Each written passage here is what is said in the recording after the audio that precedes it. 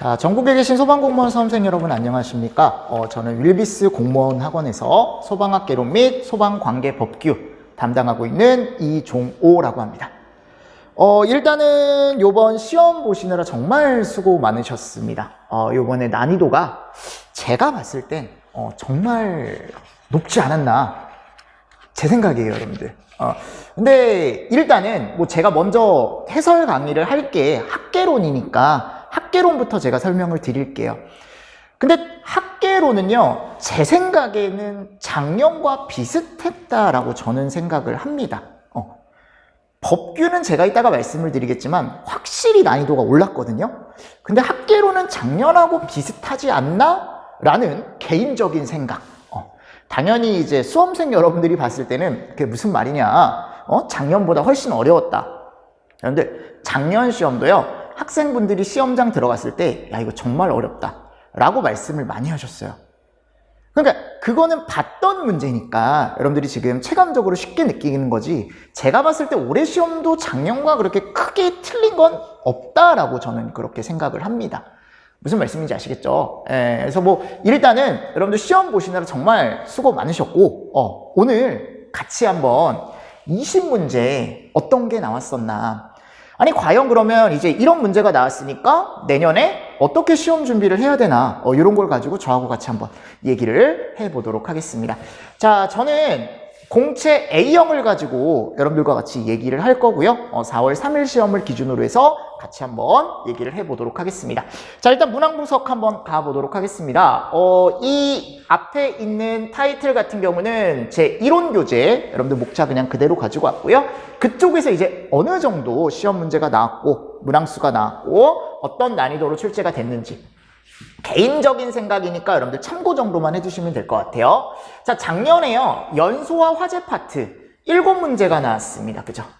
올해도 마찬가지입니다. 여기서 8문제가 나왔네요.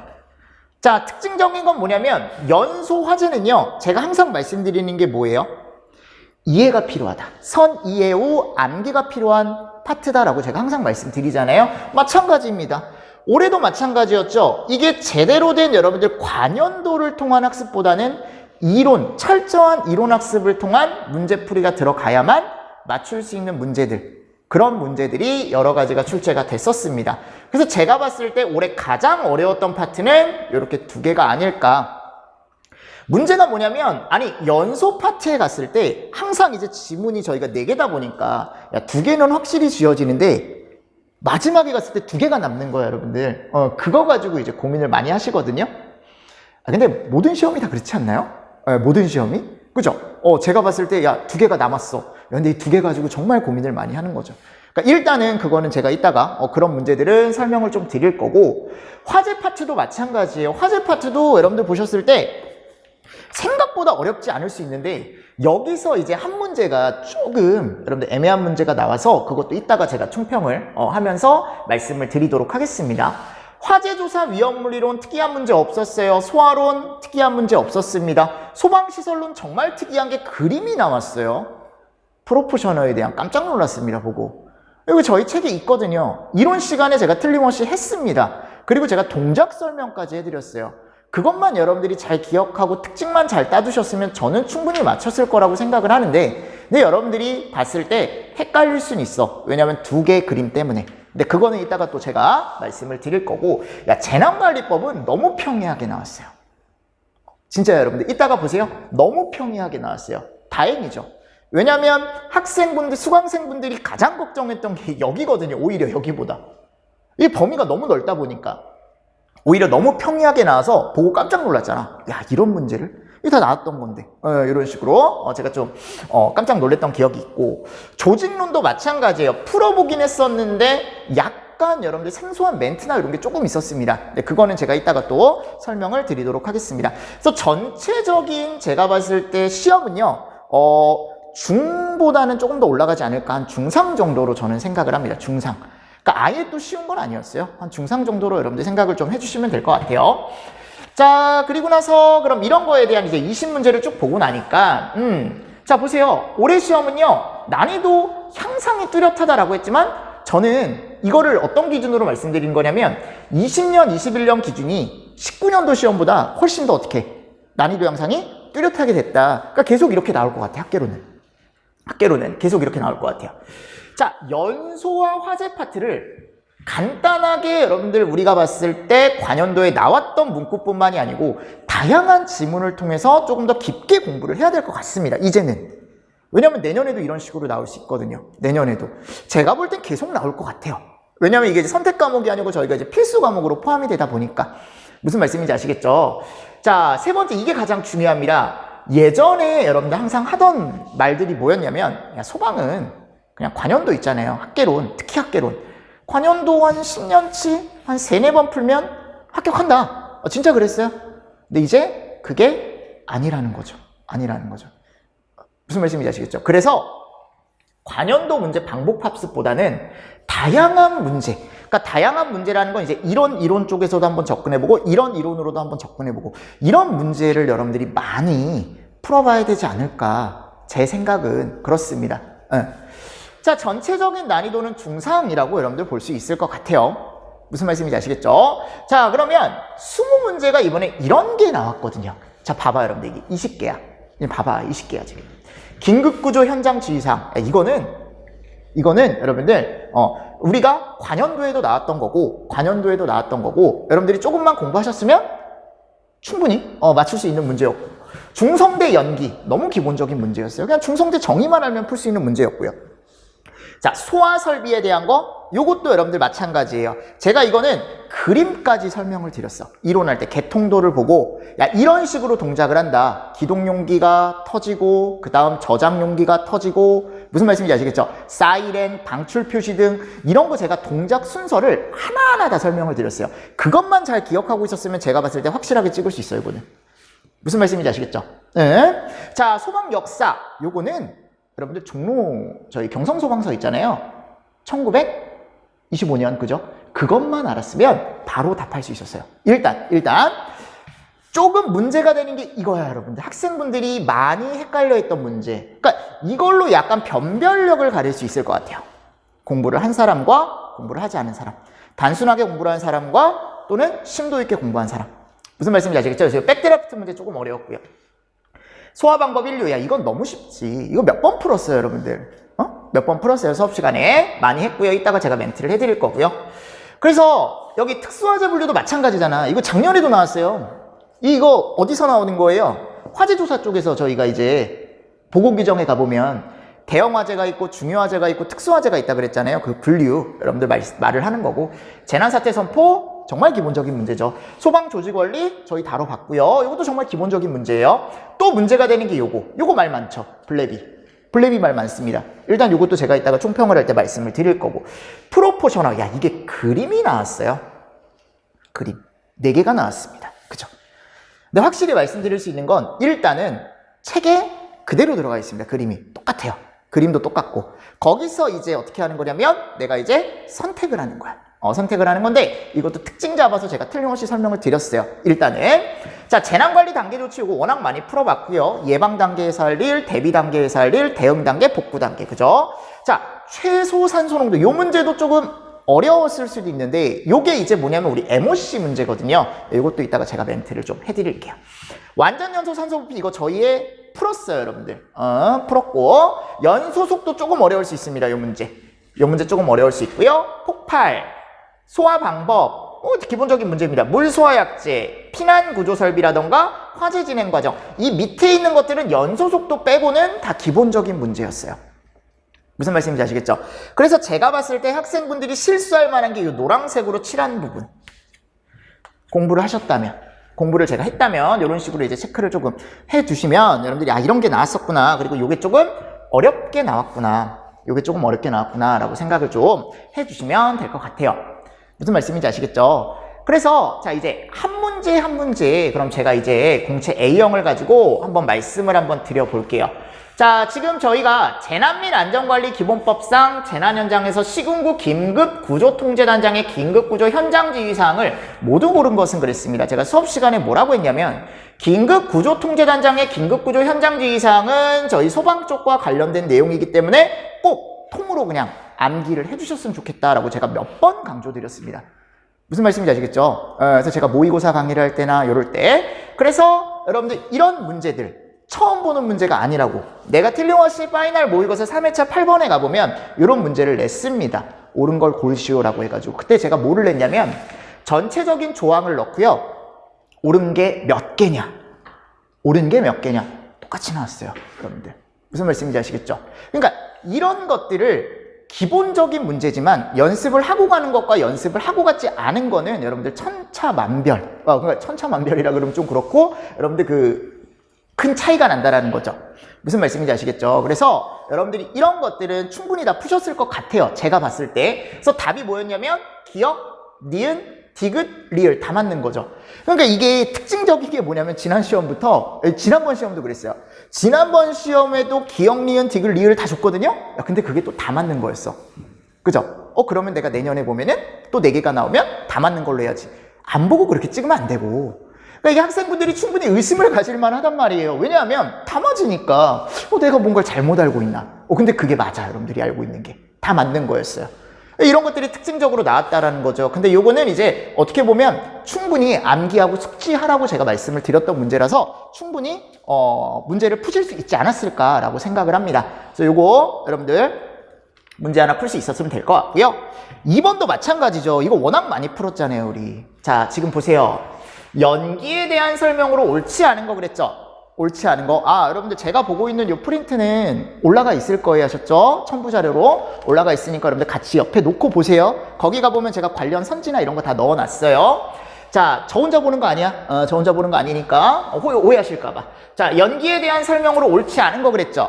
자, 1번 가볼게요. 연기의 수직 이동 속도. 자, 위로 올라가는 속도는 수평 이동 속도보다 빠르다. 맞죠? 수직 이동 속도가 몇이에요? 이게 2에서 3 정도 되죠? 그죠? 수평 이동 속도는 몇 정도 됩니까? 저희가 보통 0.5에서 1이다 라고 얘기를 하죠. 보통 0.5에서 1이다 라고 얘기를 합니다. 또는 1 이하라 라고 얘기를 하고요. 무슨 말씀인지 아시겠죠? 그리고 계단 쪽에 갔을 때 이제 3에서 5다 이런 식으로 얘기를 하잖아요. 맞잖아, 여러분들. 아까 이거는 옳다라고 바로 가져갈 수 있는 거고. 두 번째, 자, 감광계수가 증가한데 감광계수가 증가한다라는 건 광량이 줄어든다라는 거거든요. 감광계수가 증가한다라는 건 빛이 통과하는 광량이 줄어든다라는 거예요. 그러면 빛이 점점 없어진다라는 거거든. 그럼 가시거리는 어떻게 될까요? 짧아지죠. 빛이 없어지는 거니까. 이것도 우리 많이 풀어봤어요, 여러분들. 램버트 비어 공식이라고 램버트 비어 법칙이라고 해가지고 제가 이것도 연습을 시켜드렸다고, 여러분들. 자, 세 번째. 중성되는 실내 화재 시 실내와 실외의 온도가 같은 면을 얘기합니까? 아니죠. 이걸 온도 가지고 따지지 않죠. 어떻게 따져요? 압력을 가지고 따지죠. 이건 중성대 뭐만 알고 있으면, 정의만 알고 있으면. 그러니까 이 중성대 정의에 대한 문제는 이런 식으로 여러분들 저희가 많이 풀어봤다고요. 충분히 여러분들이 학습을 했던 문제라 충분히 맞출 수 있지 않았을까라는 생각을 합니다. 자, 굴뚝 효과는 건물의 내부와 외부에 이거 정말 많이 제가 말씀을 드렸었죠. 그래서 로는 RT분의 P라고 해가지고 그죠? 이런 거에 의해서 저희가 밀도차나 압력차, 온도차에 의한 그런 것들이 생기더라라고 제가 말씀을 드렸었죠. 그래서 이거는 이제 굴뚝 효과에 대한 거고요. 굴뚝 효과에 대한 거고 조금 여러분들이 잘 봐주셨으면 충분히 맞출 수 있는 문제였다라고 생각을 합니다. 어려운 문제가 아니었어요. 자, 그리고 3번 문제 한번 가보겠습니다. 3번 문제. 자, 여기 갔을 때 소화 설비에 대한 설명으로 옳은 것은 그랬어요. 옳은 것은. 일단 지금 1번 가보세요. 여러분들 산알칼리 소화기라고 나와 있는데요. 이 산알칼리 소화기가 저희가 가스계보다는 보통 어디로 분류하냐면 수계 쪽으로 분류를 합니다. 수계 쪽으로. 수계 쪽으로. 아니면 그냥 단독으로 그냥 산알칼리라고 분류를 하고요. 얘를 가스계 쪽으로 분류하지 않습니다. 일단 요거를 내가 만일 잘 몰랐다? 그럼 일단 넘어가요. 무슨 말씀인지 아시겠죠? 자, 두 번째 한번 가보겠습니다. CO2 소화 설비는 화재 감지기, 선택 밸브, 방출 표시 등 압력 스위치 완벽하게 다 들어가 있죠. 그러니까 이거를 제가 동작 설명까지 다 해드렸다고. 왜냐하면 우리가 CO2가 있으면 여기 뭐가 있다 그랬죠? 여기에 기동용기가 있습니다. 뭐가 있어요? 기동용기가 있어요. 그래놓고 여기 뭐가 있다 그랬습니까? 여기에 이제 저장용기가 제가 있다 그랬죠. 무슨 말씀인지 아시겠죠? 그리고 여기에 이제 뭐가 있습니까? 이쪽에 이제 선택 밸브가 있는 거죠. 됐나요? 그리고 이쯤 뭐가 있습니까? 여기에 PS가 있죠. PS. 그리고 실에 사이렌과 이런 것들이 이제 설치가 되더라. 그죠? 그래서 제가 뭐라고 했어요? 자, 기본적으로 우리가 기동용기의 가스 압력에 의한 설비가 동작하는 방식이 제일 많다라고 했으니까 기동용기에서 가스가 나가면 저장용기와 선택 밸브를 제가 열어준다 그랬죠. 그럼 선택 밸브가 열렸으니까 이제 저장용기의 가스가 선택 밸브를 타고 실로 가는 거죠, 실로? 그럼 실로 갈 때 여기 중간에 뭐가 있다? 압력 스위치가 있다. 그럼 이 압력 스위치가 동작을 하면 얘가 들어온다. 방출 표시 등이 들어온다. 뭐 이런 식으로 연계성에서 제가 설명을 드렸었어요. 그래서 핵심 부분이 이런 것들이죠. 감지기는요, 여러분들 제가 뭐라고 했냐면 결국 이 가스계는 실에 뭐가 있어야 된다? 이렇게 감지기가 있어야 된다. A, B 무슨 회로? 교차회로. 그죠? 이런 것도 여러분들 다 했었어요. 네, 이거 정답 2번이에요. 일단 확실히 맞는 거. 자, 3번 한번 가보도록 하겠습니다. 슈퍼바이저리 판넬. 어렵게도 써놨네. 그냥 슈퍼 비조리 판넬 이런 식으로 얘기를 합니다. 얘가 이제 뭐냐면 습식에 달리는 게 아니고 제가 예전에도 구성품을 한번 보셔야 된다라고 말씀을 드렸어요. 습식이 아니고 뭐예요 이거? 준작에 달리는 거죠. 준비 작동식. 자, 네 번째 순환배관입니다. 자, 여러분들 순환배관 문제 우리 진짜 많이 풀어봤어요. 제가 왜냐하면 이거 나올 것 같다. 근데 이건 내가 단독 문제로 구성을 했기 때문에 나올 것 같다라고 제가 했는데 뭐라고 했냐면 순환배관이나 릴리프 밸브는 우리가 뭐라고 했어요? 수온 하강이 아니고 수온 상승 방지를 위해 설치한다. 또는 과압 방지를 위해 설치한다 그랬죠. 무슨 말씀인지 아시겠죠? 그래서 순환배관에 달리는 밸브가 뭐고 릴리프 밸브고 맞잖아 여러분들. 했었잖아요. 그죠? 그러니까 이런 문제들을 여러분들이 보셨을 때 야 요거를 답으로 가져갈 수 있어야 된다. 정답 몇 번? 2번. 2번. 이 문제도 제가 봤을 때 난이도가 막 높거나 그런 문제는 아니었습니다. 자, 그리고 나서 4번 한번 가보겠습니다. 4번이요. 4번. 자, 우리나라 소방 역사 문제는 너무 많이 풀어봤죠. 너무 많이 풀어봤죠. 자, 일단 이거는 쉬운 게 뭐냐면 이 문제는 쉬운 게 뭐냐면 저희 1925년 경성소방서 문제는 너무 많이 풀어봤어요. 그죠? 맞잖아요. 이거 안 풀었다 그러면 나 진짜 서운할 것 같아 이거는. 그죠? 1915년이 아니고 1925년 경성소방서 많이 풀어봤잖아요. 종로소방서. 그죠? 지금 그 위치에 그대로 있다 그랬잖아. 그 위치에 그대로 있다 그랬잖아요. 자, 1915년 우리나라 최초 소방본부 일단 요게 틀린 거죠. 일단은. 소방서고 그리고 우리나라 최초 소방서 경성소방서가 아니고 1925년에 그냥 설치를 했다라고 보시면 되겠죠. 그러니까 요게 일단 틀린 거예요. 그럼 디귿은 다 나가는 거야. 맞잖아요 여러분들. 정답 몇 번이에요? 1번이죠. 그죠? 이렇게 쉽게 고를 수 있는 문제인데 그러니까 이거는 제가 이제 들어봤을 때 거의 다 맞췄더라고요. 요 문제는. 왜냐면 이게 확실하게 틀리니까. 그럼 기억번 가보세요. 소방을 소재라, 이거 맞아요, 여러분들. 소재라였으면, 그래서 이제 가보개혁 이후에 저희가 소방이라는 단어를 처음 썼다라고 했고, 이 화통도감이 뭐냐면, 우리 외구들 있잖아요. 그때 외구의 침략이 잦다 보니까 이제 화약이나 이런 거 저장하는, 무슨 말씀이죠? 화통도감을 설치하면서 이 안에 화약이나 폭탄, 이런 것들이 많이 저장이 됐을 거 아니에요. 그럼 우리 소방 입장에서는 어떻게 해야 될까, 그거를? 어떻게 해야 될까? 불이 나지 않게 관리를 해야겠죠. 무슨 말씀인지 아시겠죠? 그래서 소방 쪽에서 등장을 한 것 같아요. 근데 이거 맞아요, 여러분들. 고려시대의 화통도감. 이것도 하나 보셔야 될 것 같고. 자, 요거는 워낙 많이 풀었죠? 세종 8년. 이거 제가 워낙 많이 바꿨어요. 모의고사 때.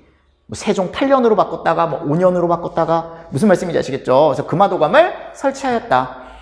자, 그리고 리을번 한번 가볼게요. 1945년에 중앙소방위원회 및 중앙소방청이 아니고 중앙소방위원회와 도소방위원회 그리고 소방부를 설치하였다. 그러니까 이것도 확실하게 어떻게 보면 나가는 지문이 되는 거죠. 그럼 맞는 건 몇 번밖에 없어요? 기억하고 니은밖에 없더라. 됐나요? 이런 유사 문제는 워낙 많이 풀어봤습니다. 워낙. 진짜 여러분들 이거 한 2번, 3번 정도 풀어봤어요. 무슨 말씀인지 아시겠죠? 그 정도만 학습이 되셨으면 제가 볼 땐 충분히 맞출 수 있는 문제였지 않았을까라고 조심스럽게 예측을 한번 해보도록 하겠습니다. 자, 5번 문제 한번 가보겠습니다. 자, 이건 백드래프트예요. 그냥 단순하게. 자, 백드래프트인데 여기서 이제 오해를 하지 마셔야 될 게 뭐냐면 옳은 거 그랬죠? 자, 1번 가볼게요. 여러분들 제가 훈소라는 걸 설명을 드릴 때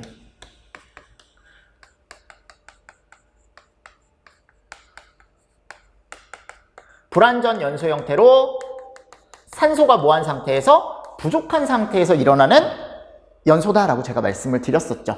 그리고 뭐 표면 연소의 한 형태다라고 제가 말씀을 드렸었고, 자 얘는요 뭐가 나옵니까? 여기서 가연성 가스가 발생이 되죠. 다만 이 안에는 뭐가 부족한 상태예요? 산소가 부족한 상태죠. 그러다가 제가 이제 뭐를 엽니까? 출입문을 개방을 하는 거죠. 일시적으로 출입문을 확 하고 열었을 때 그때 모자랐던 산소가 확 하고 공급이 되면서 뻥 하고 터지는 뭐가 발생하더라? 백드래프트가 발생을 하더라 라고 말씀을 드렸습니다.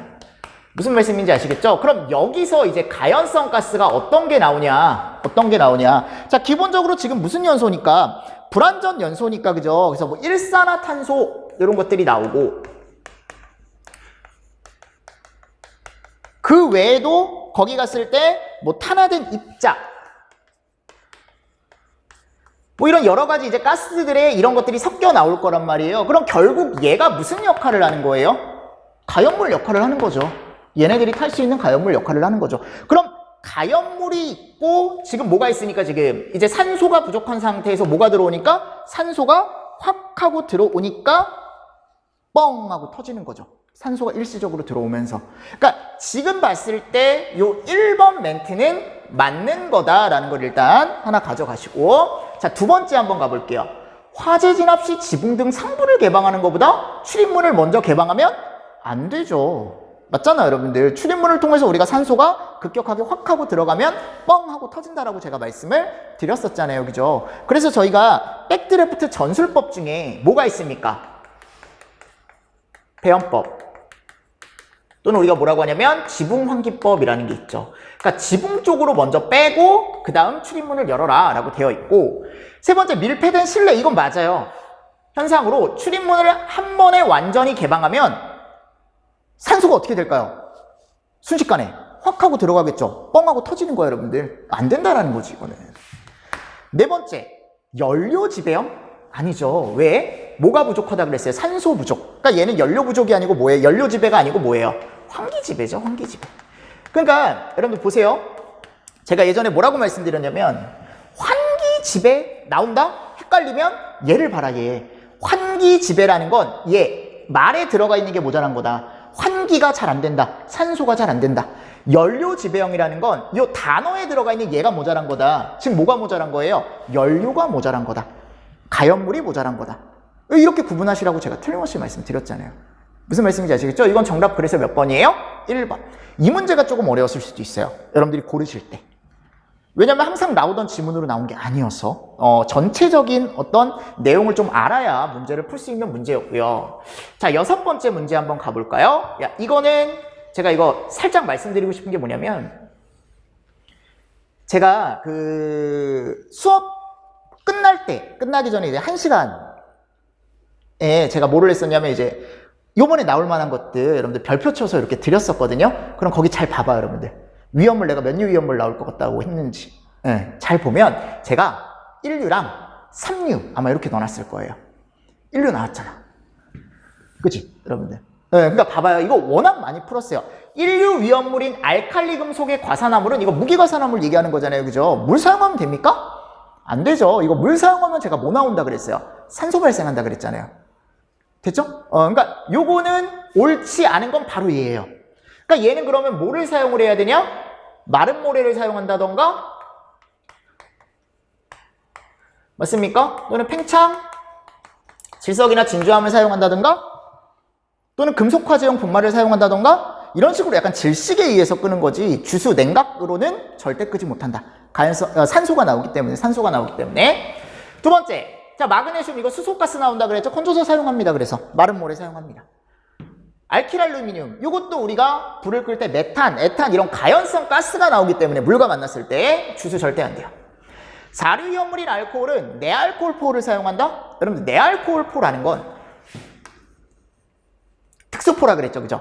언제만 사용한다 우리가? 언제만? 수용성 유리일 때 사용한다 그랬죠. 물에 잘 녹는 알코올 대표적인 수용성 유리입니다. 그러니까 맞는 거죠. 되죠? 그죠? 이런 식으로 여러분들이 정리를 조금 해주시면 좋지 않을까. 이런 문제는 안타깝지만 틀리시면 안 되는 문제예요. 만일 이걸 틀렸다면 여러분들이 조금 헷갈리거나 했을 수는 있는데 이건 헷갈릴 문제가 아니야. 왜냐하면 이런 모의고사 4회차 4번에도 제가 이런 문제를 풀었었고 무기가사나물에 대한 문제는 워낙 많이 풀었어요. 그래서 프린트에 가시면 제가 유사 문제 넣어놨으니까 한 번 더 여러분들이 보시면서 넘어가 주시면 될 것 같고 7번 특수화재에 해당하지 않는 것은 그랬죠? 요거 바로 갈게요. 그냥 외국, 특수사고, 철도항공, 외항선 이런 것들은 다 뭐에 해당돼요? 특수화재에 해당하죠. 얘는 무슨 화재예요? 중요화재에 해당하죠. 정답 2번이죠. 근데 이거 여러분들 진도별 모의고사 20회차 가면요 특수화재 종류로 옳지 않은 거 해가지고 저희 연습했어요. 무슨 말씀인지 아시겠죠? 그러니까 이런 식으로 나올 수 있다라고 제가 틀림없이 여러분들한테 멘트를 해드렸고 문제도 많이 풀어봤습니다. 그래서 충분히 여러분들이 해결을 하실 수 있지 않았을까라고 생각을 합니다. 무슨 말씀인지 아시겠죠? 그래서 이재민 100명 외에도 뭐 관공서 화재라던가 그죠? 뭐 학교 화재라던가 뭐 지하철 화재라던가 뭐 여러 가지 엄청 많았죠. 그죠? 뭐 지하구라던가 뭐 지하상가라던가 등등 이런 것들이 다 어디 들어가더라? 중요화재에 들어가더라. 지금 봤을 때 특수화재는 여기 들어가 있는 게 다예요. 여기 들어가 있는 게 다고 지난번 시험에 이 방화 나왔다 그랬잖아요. 여러분들. 그러니까 이건 꼭 보셔야 된다라고 제가 틀림없이 말씀을 드렸었고 문제도 많이 풀어봤습니다. 자, 이런 문제가 있습니다. 자, 8번 문제 한번 가볼까요? 다음 문제. 자, 이 문제는 모의고사에 똑같이 있어요. 진짜 여러분들 아예 똑같아 이거. 무슨 말씀인지 아시겠죠? 제가 그래서 그때 빵꾸 뚫어놨어요. 이렇게 빵꾸 뚫어놨고 뭐를 선포하는 거예요? 지금 재난사태 선포에 대한 문제예요. 무슨 말씀인지 아시겠죠? 그래서 우리가 재난사태 선포를 했을 때 이런 식으로 재난사태 선포를 할 수가 있더라. 그리고 누가 하고 행안부 장관이 하고 그죠? 어디 심의를 거친다? 중앙안전관리위원회의 심의를 거치고요. 재난사태 선포를 할 수 있다. 과거에 나왔던 문제를 제가 좀 각색을 해서 낸 것도 있고 여러분들 그게 그대로 여러분들 출제가 된 거예요. 정답은 몇 번입니까? 2번이죠. 이거 기본적인 문제니까 이거는 살짝 여러분들이 보시고 가셨으면 충분히 맞출 수 있지 않았을까라고 생각을 합니다. 자, 9번 문제도 한번 볼까요? 소방 조직의 원리에 해당하지 않는 거. 요거 여러분들 제가 우리가 봤을 때 뭐 조정의 원리, 계층제의 원리, 명령 분산의 원리, 통솔 범위의 원리 이렇게 나와 있는데 여러 가지가 있지만 저희가 지금 명령 분산의 원리라는 건 없어요. 요게 이제 분산이 아니고 뭐라고 돼 있습니까? 통일이라고 돼 있죠. 통일. 명령 통일의 원리. 그러니까 요게 아니라는 거죠. 그래서 얘도 여러분들 거기 가셨을 때 저희가 예전에 이제 어떤 문제를 풀어봤었냐면 모의고사 23회차에 가보면 6번 문제에 개선의 원리의 정의로 맞는 것은 왜냐면 개선의 원리는 예전에 시험 문제가 나왔었거든요. 그래서 제가 일부러 그냥 개선의 원리 한 번 더 보시면서 나머지 사항도 한번 보셔라 라고 해서 제가 오답으로 거기 가보면 1번, 2번, 4번 이런 식으로 넣어놓고 그건 이런 원리입니다 라고 했는데 거기서 틀림없이 제가 명령통일의 원리라는 걸 설명을 드렸어요. 무슨 말씀인지 아시겠죠? 그래서 그런 유사 문제로 해서 보고 가셨으면 충분히 맞출 수 있지 않았을까.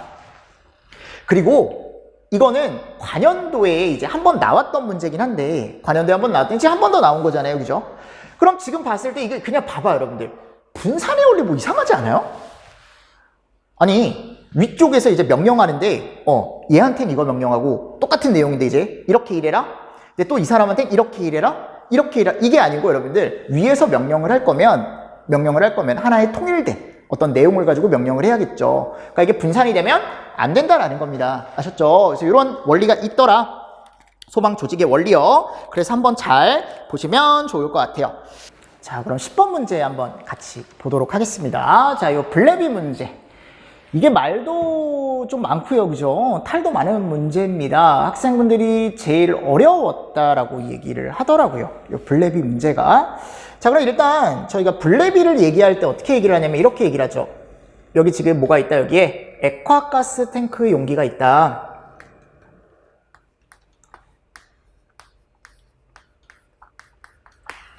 그러니까 이 액화가스 같은 경우는 우리가 기체를 뭘로 지금 바꿔놓은 거예요? 액체로 여러분들 다 바꿔서 제가 저장을 한다라고 말씀을 드렸습니다. 그럼 이 블레비가요. 기본적으로 이 외부에서 이제 어떤 발화원에 의해서 여기 계속 뭐를 준다? 이제 열을 주면 얘가 어떻게 된다? 얘가 온도가 올라가고 여기가 찢어지면서 외부의 영향을 받아 순식간에 기화를 한다. 그러면서 탱크가 뻥 하고 터지는 현상이다라고 제가 말씀을 드렸었죠. 그 예를 이제 4가지 우리가 단계로 나눠보면 처음에 제가 방금 말씀드렸다시피 에곤이 상승을 합니다. 안에 있던 얘가 온도가 상승을 하는 거죠. 자, 온도가 상승을 합니다. 그럼 내부의 압력이 어떻게 될까요? 계속 증가하겠죠. 그럼 아무래도 얘가 탱크가 결국 우리가 고체다 보니까 무슨 말씀인지 아시죠? 계속 내가 압력이 올라가다 보면 결국 얘가 견디다가 못 견디는 어떤 한계점이 온단 말이에요. 그랬을 때 여기가 어떻게 되더라? 이렇게 찢어지는 형태가 나거든요. 그 탱크 일부분이 찢어지는 걸 우리가 뭐라고 하냐면 연성 파괴라고 얘기를 합니다. 자, 연성 파괴가 되면요, 외부에 이제 어떻게 보면은 압력이 대기압이죠. 외부의 압력이 이 액화가스한테 영향을 주겠죠, 그죠? 그러니까 외부 환경에 이제 영향을 받다 보니까 강제로 저장했던 요 액화가스 있죠. 요게 이제 자기 상태, 뭘로 변하게 됩니까? 이제 기체 상태로 다 변하게 됩니다.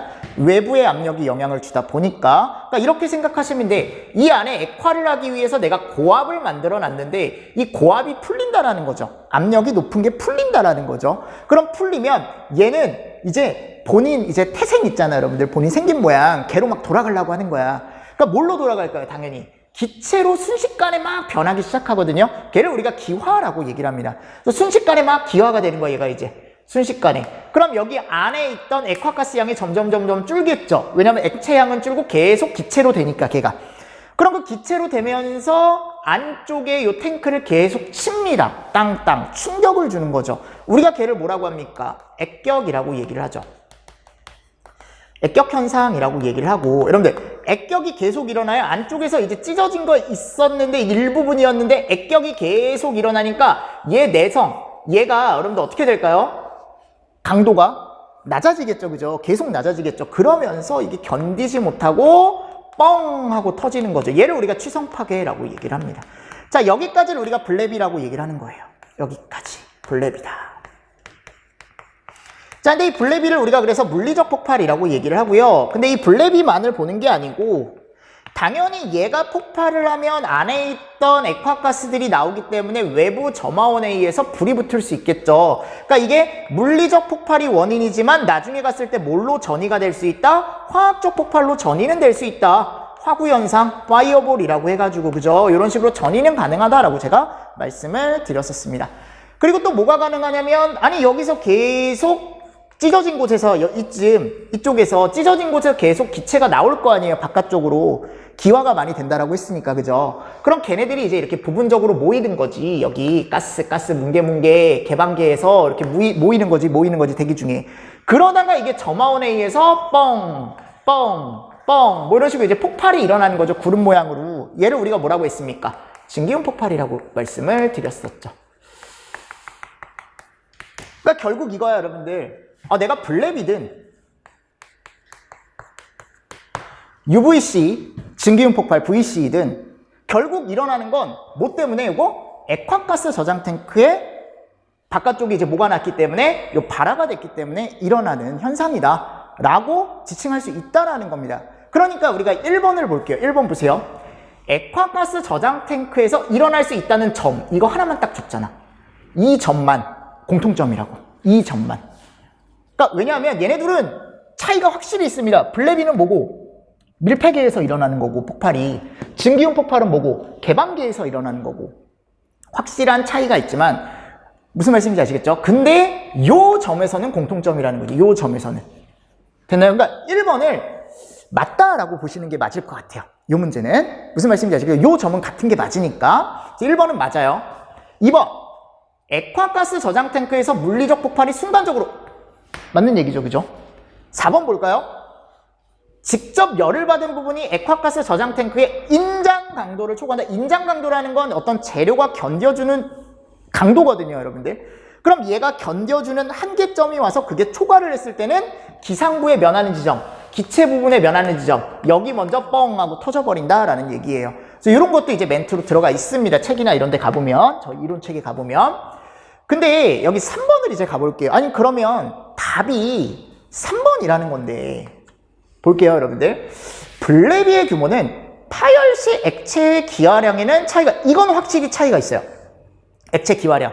기화가 많이 되면 가스가 많이 나오니까 탈 게 많아지니까 여러분들 뻥하고 잘 터질 거고, 뒤에 가보시면 탱크의 용량에 따른 차이는 없다?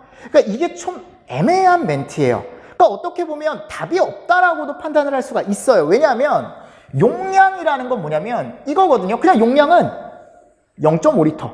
그러니까 우리 음료수 생각하시면 돼. 0.5리터, 500ml짜리가 있고, 그죠? 1리터짜리가 있고, 2리터짜리가 있고, 이걸 우리가 용량이라고 얘기를 하거든요. 그냥 우리가 봤을 때 이 탱크의 그냥 부피, 최적을 얘기하는 거죠. 그러니까 이거에 따라서 여러분들 큰 차이는 솔직히 없을 수 있어요. 무슨 말씀인지 아시겠죠? 그러면 근데 답이 없어지는 거잖아. 무슨 말씀인지 아시겠죠? 왜냐면 얘네들은 확실히 맞거든요? 그럼 답이 얘여야 되는데, 그럼 그렇게 낸 건 아니라는 거야, 지금. 출제를 했을 때. 그럼 뭐를 가지고 낸 것 같냐면, 이걸 용량이 아니고 원래는 표현을 할 때 이렇게 표시를 해주셨으면 더 좋았어요. 이 안에 있는 뭐의 양? 위험물의 양, 액화가스의 양, 이런 식으로 표현을 해줬으면 더 확실하게 답이 되지 않았을까라는 생각을 합니다. 그러니까 여기서 얘기하는 건 이 탱크의 용량은 이 안에 차 있는 그냥 액화가스의 용량을 얘기하는 것 같아요. 이 문제는. 무슨 말씀인지 아시겠죠? 그러니까 그 액화가스 용량에 따른 차이는 틀림없이 있습니다. 무슨 말씀인지 아시겠죠? 왜냐하면 저희가 보통 블레비가 가장 잘 발생하려면 이 안에 액화가스가 한 2분의 1, 4분의 3 정도 있어야 잘 발생한다라고 얘기를 하거든요. 그러니까 그런 용량의 차이는 있다라는 거죠. 그 안에 있는 액화가스 양에 따른 용량 차이는 있는데, 단순하게 그냥 탱크 용량이다? 좀 애매하다라는 거지. 탱크 용량은 단순하게 우리가 안에 있는 양을 고려하는 게 아니고 그냥 단순하게 얘가 크냐, 중간이냐, 작냐, 요거에 따라 구분을 하는 거니까. 무슨 말씀인지 아시겠죠? 그래서 요거는 정답을 3번으로 가져가시는 게 좋을 것 같습니다. 11번 한번 가볼까요? 자, 이거는 그림이 나왔어요. 야, 참, 네. 일단 뭐 저희 책에 있는 그림이라 크게 걱정은 안 했는데, 자, 펌프 프로포셔너죠. 펌프 프로포셔너는 제가 뭐가 있어야 된다 그랬죠? 농도 조절 밸브가 꼭 있어야 된다라고 제가 말씀을 드렸어요. 그리고 바이패스가 포인트라고 말씀드렸어요. 아니, 그럼 농도 조절 밸브가 어디 달려있냐? 지금 여기는 밸브가 없어요. 이게 라인이에요, 라인. 라인 프로포셔너예요, 여러분들. 그 여기 봐봐요, 여기. 여기는 지금 밸브가 있어. 농도 조절 밸브가 있네요. 오케이. 세 번째, 여기도 밸브가 하나가 있습니다. 4번은 이건 펌프가 지금 2대가 달린 거예요. 무슨 말씀인지 아시겠죠? 그래서 얘가 이름이 뭐였죠, 우리? 프레저 사이드 프로포셔너였죠. 그러면 지금 문제에서 이제 봤을 때, 아니 결국은 농도 조절 밸브와 바이패스에 대한 게 제가 꼭 있어야 된다 그랬거든요. 바이패스는 넘어갔던 물이 다시 이쪽으로 오는 거라 그랬죠. 그죠? 제가 이거 동작 설명까지 해드렸어요. 그러니까 이건 정답을 몇 번으로? 2번으로 가져가야지. 그럼 3번은 뭐예요, 이거는? 가압수의 압력이 별도로 다이어프램을 밀어 올려서 섞어주는 거. 얘 이름이 뭐였습니까? 프레저였잖아요. 그죠? 무슨 말씀인지 아시겠죠? 이런 것들 구분만 조금 잘 하셨으면 충분히 하실 수 있지 않았을까. 이런 것도 제가 이론 시간에 설명을 드렸습니다. 근데 저는 이렇게까지 나올 줄은 솔직히 모르긴 했었어요. 그러니까 예상이 불가능했는데 이게 나왔어, 여러분들. 이거 솔직히 얘기하면 기사 문제, 소방설비 기사, 자격증 문제 이거 똑같은 거 있어요. 그러니까 약간 그런 유사성을 가지고 지금 문제가 나온 것 같아서 여러분들이 조금 요거는 다시 한번 그림을 보시면서 보셔야 되지 않을까라고 생각을 합니다. 자, 12번 문제입니다. 요 단계별 조치사항. 자, 보세요. 예방 단계, 대비 단계, 대응 단계, 복구 단계가 쭉 나와 있죠. 그럼 제가 예전에도 강조드렸던 게 뭐냐면 복구 단계의 가장 중요한 내용이 얘다. 특별재난지역. 그죠? 근데 지금 어디 들어가 있어? 대응 단계에 들어가 있잖아요. 그러니까 이게 뭐가 들어가야 돼요? 복구 단계로 들어가야 되고, 이런 구분 문제는 저희가 많이 풀어봤습니다. 문풀 교재에서도 여러분들이 많이 풀어봤으니까 충분히 푸실 수 있지 않았을까라고 생각을 합니다. 자, 됐고요. 자, 13번 문제 한번 가보도록 하겠습니다. 자, 이건 뭐에 대한 문제입니까, 지금? 최소 산소 농도에 대한 문제죠. 그죠? 지금 보세요. 여기 MOC에 대한 문제예요. MOC에 대한 설명으로 옳지 않은 것은 그랬거든요. 근데 이거 제가 몇 번 연습을 시켜드렸던 게 뭐냐면 제가 이것도 파이널 모의고사에 넣었던 이유가 제가 MOC는 나올 것 같다라고 틀림없이 말씀을 드렸어요. 그래서 항상 제가 계산 문제는 여러 번 연습을 했었고요. 매프부 해가지고 여러 번 연습을 했었고 혹시 모르니까 MOC 말 문제도 제가 하나 꾸렸거든요. 근데 그게 여러분들 똑같이 유사하게 나온 거야 지금. 왜냐하면 저는 그때 문제를 냈을 때 이걸 이제 하함계, 그러니까 나는 공식을 물어봤어요. 공식을 밑에 보시면 거기 유사 문제라고 해서 어떻게 들어가 있습니까? 최소 산소 농도는 화염 전파를 위한 최소한의 산소 농도로서 산소 몰수 곱하기 연소 상함계로 구할 수 있다. 이렇게 내놓고 틀린 걸 그걸로 여러분들이 찾을 수 있게 제가 문제를 냈었거든요. 무슨 말씀인지 아시겠죠? 그거랑 비슷하게 나온 거 아닙니까? 이거 억지가 아니고 똑같이 나온 거예요, 여러분들. 무슨 말씀인지 아시겠죠? 그러니까 이거는 상함계가 아니고 뭐에? 하함계에 의해서 결정이 된다라는 거죠. 그러니까 이건 바로 정답 1번으로 가져가실 수가 있어야 돼요. 무슨 말씀인지 아시겠죠? 제가 이 MOC 문제는 확실하게 제가 말씀을 드렸던 게 뭐냐면 우스갯소리로 내가 꿈에서 너무 이 압박이 이제 심하다 보니까 뭐가 나올까? 이 문제를 풀었다. MOC 문제를. 그리고 르샤틀리에랑. 르샤틀리에는 안 나왔고요. 안타깝게. 요건 나왔잖아. 그래서 내가 MOC는 꼭 보고 가라고 틀림없이 말씀드렸어요. 그죠? 그러면 일단 얘가 정답이고 옳지 않은 거 찾으라고 했으니까요. 이런 것들은 당연히 여러분들 알 수 있었을 거고 이 계산 문제는 제가 2번인가 3번 풀었어요. 매프부 해가지고. 항상 풀 때 제가 4개 다 해드렸어. 메탄, 에탄, 프로판, 부탄. 한 번씩 다 해보셔라. 그래서 우리가 최소 산소 농도는 10.5다. 이것도 맞는 얘기죠. 그래서 해설에 갔을 때 거기 가보시면 넣어놨죠. 그죠? 에탄은 10.5, 프로판은 10.5, 똑같이 부탄 11.7, 메탄 10 이런 식으로 나오더라. 이런 식으로 나오더라. 이런 것들 하나 잘 보시고 넘어가 주시면 될 것 같습니다. 자, 14번째. 이것도 똑같이 나왔어요. 똑같이 나왔는데 뭐 그때는 여러분들 메탄이 아니고 제가 뭐를 냈었냐면 프로판을 냈죠. 프로판. 그리고 그때는 요게 메타 3승이 아니고 몰로 제가 표시를 했는데 어차피 몰이나 메타 3승이랑 같이 보면 된다라고 제가 말씀을 드렸었고요. 그리고 요거 제가 하면서 메탄, 에탄, 프로판, 부탄 다 해드렸어요. 그죠? 전부 다 해드렸어요. 그러면 우리가 메탄 같은 경우는 완전 연소 반응식이 이렇게 되죠. 메탄이 뭐와 만났을 때 우리가 산소와 만났을 때 그죠? 완전 연소를 일으켰을 때 이산화탄소와 뭐가 나온다? 그렇지. 수증기가 나온다. 무슨 말씀인지 아시겠죠? 그럼 메탄이 이게 원래는 여기 앞이 1몰 또는 1메타3승 기준일 때 1. 그죠? 여기가 2개가 필요하다라고 제가 말씀을 드렸었죠. 그죠? 그리고 이산화탄소가 원래 1개, 여기가 몇 개? 2개. 이렇게 필요한데 지금 몇 메타3승이라 그랬어? 지금 2메타3승이라 그랬죠? 그러면 양변에 2배씩 더 해주면 되죠? 그래서 2, 4, 2, 4. 뭐야? 플러스. 이렇게 되는 거 아닙니까? 그죠? 그러니까 지금 산소 부피 물어봤죠? 요거. 그러니까 지금 몇이 되는 거예요, 여러분들? 4가 되는 거죠, 4. 정답 몇 번입니까? 그래서 3번으로 요거는 충분히 연습을 많이 했으니까 푸실 수 있지 않았을까라는 생각을 합니다. 됐나요? 네. 자, 그리고 15번. 요 문제도 어려울 수 있습니다. 왜냐하면 이 연소 속도에 대한 문제인데 요게 이제 저희가 봤을 때 파이널 모의고사 6회차에 이제 7번에 가보면 이 문제를 풀었거든요. 근데 그 문제는요, 솔직히 얘기하면 그거는 영향을 미치는 요인인데 그 밑에 미연소 가스에 대한 문제라 제가 볼 때 그냥 유사 문제 정도로 보시는 게 좋을 것 같고, 자, 해설에 갔을 때 연소 속도 영향 요소는 뭐가 필요하다? 우리가 가연성 물질의 종류가 중요하고 촉매 존재 유무, 거기 가보면 뭐라고 되어 있냐면 산화제 종류라고 나와 있죠. 그죠? 산화제 종류라던가 또는 가연성 물질이나 산화제 혼합비. 그죠? 이렇게 해서 제가 아마 체크해 드렸을 거예요. 혼합비. 이런 것들이 있더라. 그러니까 여기서 이제 문제가 조금 어려운 이유가 뭐냐면, 자, 보세요.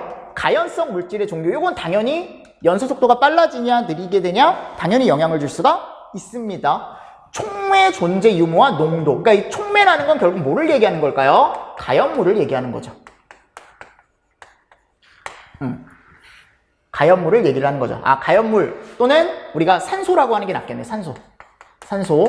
그러니까 무슨 말이냐면 내가 어떤 가연물을 태우기 위해서 내가 거기 이제 촉매제 역할을 하는 걔네들이 존재하느냐 존재하지 않느냐 또는 얘의 농도. 무슨 말씀인지 아시겠죠? 뭐 이런 것들. 이런 것들이 이제 어떻게 보면은 농도에 영향을 줄 수가 있다. 자, 뭐 가연물 산소 이렇게 보시면 될 것 같아요. 가연물이나 산소 이런 식으로 보시면 될 것 같고 디귿번. 공기 중에 산소량 당연히 영향을 줄 수가 있죠. 그죠? 당연히 영향을 줄 수가 있죠. 산소가 많느냐 또는 산소가 적냐에 따라 연소 속도가 빨라지느냐 또는 연소 속도가 느리냐 이런 식으로 이제 분류가 될 수 있을 거고. 자, 리을번 갔을 때 가연성 물질과 산화제의 당량비라고 나와 있는데 저는 이렇게 그냥 혼합비라고 표시를 했거든요.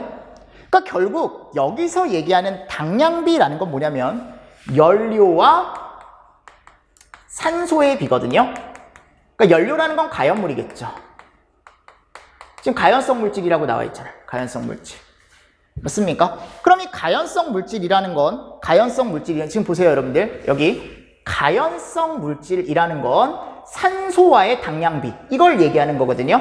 그럼 얘네들이 적절하게 조화를 이루고 있어야 되는 거야. 가연물이 너무 많으면 산소가 모자라질 거고 무슨 말씀인지 아시겠죠? 산소가 너무 많으면 가연물이 모자라질 거고 이 두 개가 적절한 어떤 조화를 이뤄야만 연소 속도가 빨라질 수 있다라고 생각을 하시면 되거든요. 그러니까 결국 이런 것도 영향을 미칠 수가 있다라는 거죠. 그래서 당량비라는 이 개념을 조금 여러분들이 보셨을 때 어려울 수도 있었는데 혼합비라고 저는 표현을 해놨지만 뭐 당량비라는 말을 쓰기도 하니까 이거는 한번 보셨으면 좋겠습니다. 그래서 연료와 산소. 그러면 모두 고른 것을 했을 때 기역, 니은, 디귿, 리을이 다 어떻다? 맞다. 전부 다 맞는 보기가 된다. 야, 지금 이것도 다 맞네요. 참 문제를 이런 식으로 헷갈리게 됐는데 일단은 이 문제도 조금 헷갈릴 수 있었다라는 거 하나 잘 보시고. 자, 다음 문제 한번 가보겠습니다. 16번째 문제. 폭발에 대한 설명으로 옳지 않은 거 그랬거든요. 1번, 폭연은 폭갱보다 폭발 압력이 낮다.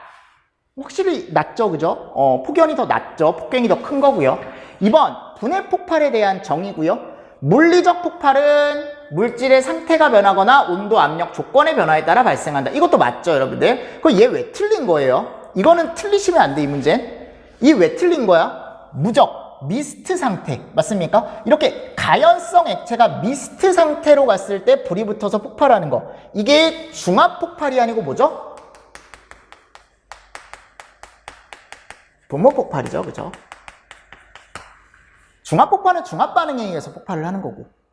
무슨 말씀인지 아시겠죠? 그래서 뭐 공업용 연료 이제 어떻게 보면은 뿌릴 때 우리가 많이 사용하는 게 요 분무식으로 뿌린다 그랬잖아요, 그죠? 근데 그거에 의해서 이제 폭발이 일어나면 우리가 중합 폭발이 아닌 뭐라고 얘기한다? 분무 폭발이라고 얘기한다. 분무 폭발이라고 얘기한다. 요런 것도 저희가 봤을 때 폭발의 종류 문제는 이런 분류 문제는 제가 진도별 모의고사에서 한번 여러분들 다뤄드렸던 적이 있으니까 이것도 하나 잘 보시면 좋을 것 같고. 자, 그리고 나서 17번 한번 가보겠습니다. 소화 방법에 대한 옳은 설명만을 모두 고른 것은, 자, 이거는 기본적인 문제죠. 솔직히 얘기하면. 그죠? 기억번. 맞죠? 질식소화에 대한 정의입니다. 2번. 냉각소화, 물, 강화액. 얘는 당연히고, 여러분들 CO2 활론도 제가 뭐가 있다 그랬죠? 냉각이 있습니다. 물보다 적다 뿐이지. 대신에 얘는 주소화 효과가 뭐고 냉각보단 질식이고 얘는 주소화 효과가 뭐예요? 부촉매라고 제가 틀림없이 말씀을 드렸었죠. 맞나요? 자, 디귿번. 피복소화는 비중이 물보다 큰 비수용성 유료화제로 무상주수하여 소화하는 방법이다. 이게 여러분들 피복에 대한 게 아니에요. 뭐에 대한 겁니까 이거? 유화소화에 대한 거죠. 유화소화. 얘는 뭐에 대한 거예요? 가스 공급을 차단한다? 이거 질식에 대한 거죠. 그러니까 지금 옳은 설명만을 모두 고른 것은 했으니까 기억하고 니은. 그러니까 이런 문제가 어떻게 보면 어려운 문제라고. 이렇게 옳은 거 고르는 거 또는 개수 고르는 거 이런 문제가. 왜냐하면 확실히 알아요. 여러분들이 풀 수 있는 문제들이라서. 그래도 요거는 충분히 여러분들이 기억과 니은을 충분히 고르실 수 있지 않았을까. 그래서 우리가 유사 문제는 이런 게 있다. 이런 거 워낙 많이 풀어봤어요. 여기뿐만이 아니고. 그래서 유화소화에 대한 거 저희 연습했었으니까 유화소화 왜냐면 제일 헷갈릴만한 게 저는 이거지 않을까라고 생각을 합니다. 이거지 않을까라고 생각을 합니다. 그리고 여기가 보면 이런 말이 나와 있죠. 무상주수.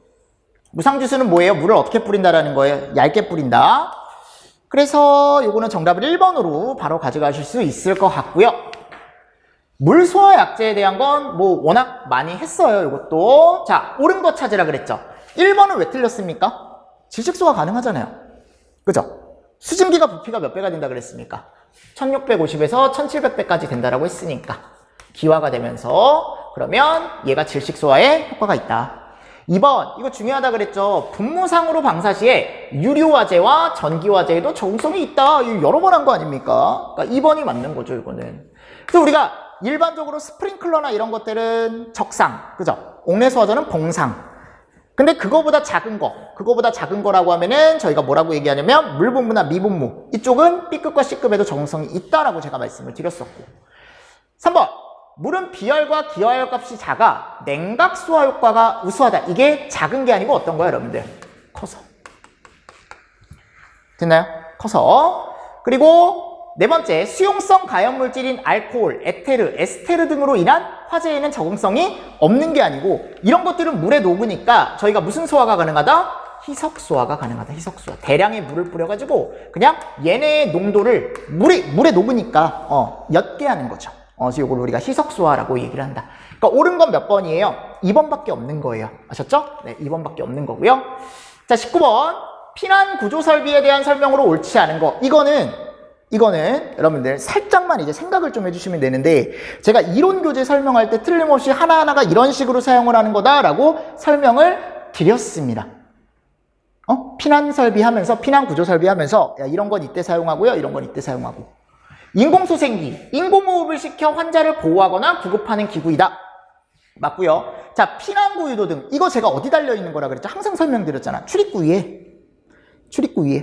피난 시에 사용하는 출입구 위에 유도등을 하나 달아놓는다. 걔를 우리가 뭐라고 한다? 피난구 유도등이라고 얘기한다.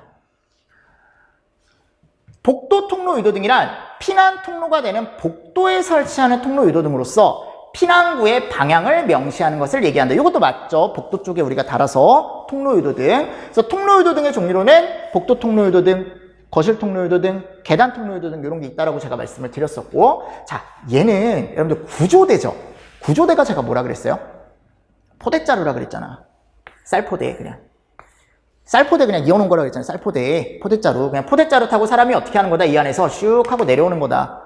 그러니까 지금 갔을 때 사용자의 몸무게에 의해 자동으로 하강하고 내려서면 스스로 상승하여. 이게 왜 상승을 해 이게? 그냥 나는 이 자루 타고 그냥 내려가는 건데.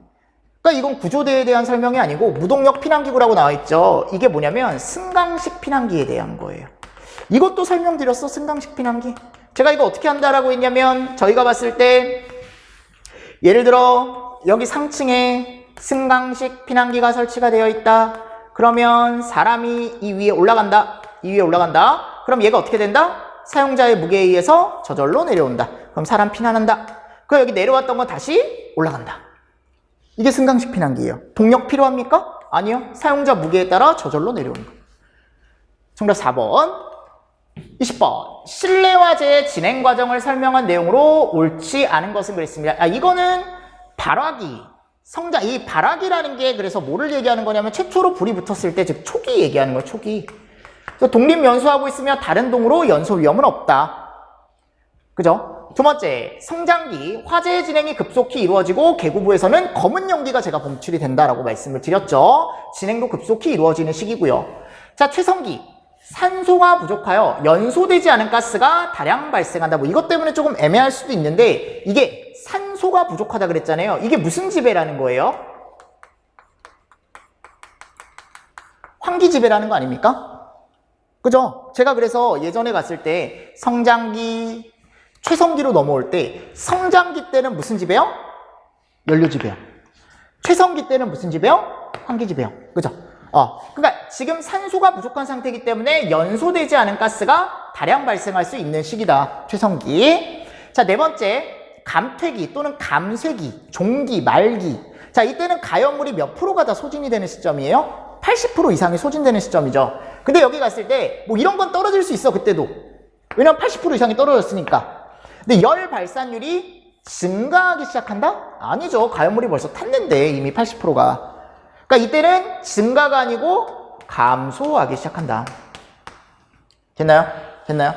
그래서 이게 지금 봤을 때 정답을 4번으로 여러분들이 가져가 주셔야 되지 않을까.